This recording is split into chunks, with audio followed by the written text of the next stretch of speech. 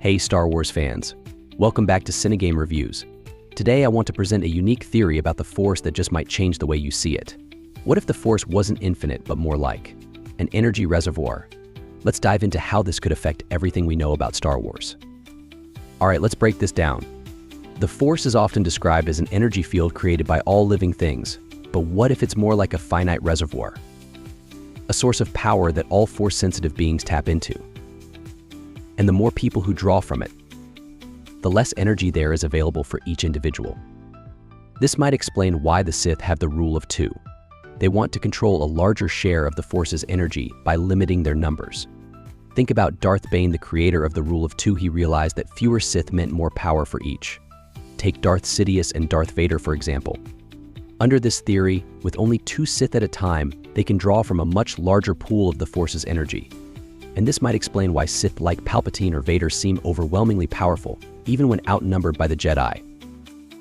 Do you think the rule of two was really about power consolidation like this? Drop a comment below, let's discuss. Now, what about the Jedi? If the Force is a reservoir, this might actually weaken them. The Jedi have always believed in spreading the Force as widely as possible. But what if, by training so many Jedi, they're actually thinning out their individual access to the Force? Could this be why, despite their numbers, the Jedi seem weaker against the Sith when it comes to one-on-one confrontations? Are the Jedi unknowingly diluting their connection to the Force? Do you agree that the Jedi might be spreading the Force too thin? Let me know in the comments. Now, this idea might sound new, but let's connect it to some established lore. Remember the idea of the living Force vs. the cosmic Force? The living Force, which Qui-Gon Jinn talked about in The Phantom Menace, is tied to living beings in the present moment. If the Force is tied to life, then it could have limitations like an energy source that grows or shrinks based on life itself. Could the living Force be the key to understanding why the Force is not infinite? What do you think? Does this connection make sense, or do you see the Force differently? This theory also offers a new perspective on the idea of balance in the Force. It suggests that balance isn't just about light vs. dark, but also about how much energy is being drawn from the Force's reservoir.